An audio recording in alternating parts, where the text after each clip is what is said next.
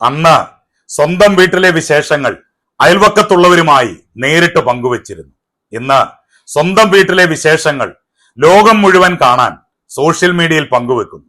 അന്ന് സ്നേഹമുള്ള ഒരു വാക്ക് കേൾക്കാൻ ആളുകൾ ദൂരങ്ങളോളം നടക്കുമായിരുന്നു. ഇന്ന് 1000 ഫ്രണ്ട്സ് ഉണ്ടെങ്കിലും ആരും മിണ്ടാതെ ഫോൺ സ്ക്രീനിലേക്ക് നോക്കിയിരിക്കുന്നു.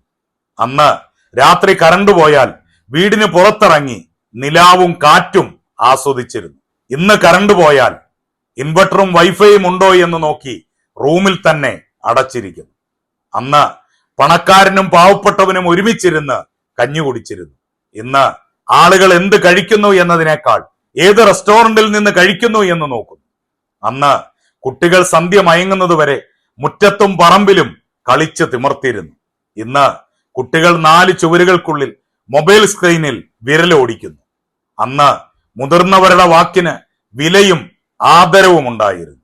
ഇന്ന് മുതിർന്നവരുടെ ഉപദേശങ്ങൾ ഓൾഡ് ഫാഷൻ എന്ന് പറഞ്ഞ് തള്ളിക്കളയുന്നു. അന്ന് രോഗങ്ങൾ വരാതിരിക്കാൻ ജൈവ ഭക്ഷണവും അധ്വാനവും ശീലമാക്കിയിരുന്നു. ഇന്ന് രോഗങ്ങൾ വന്നതിന് ശേഷം മരുന്നുകളും ഡയറ്റുകളും ശീലമാക്കുന്നു.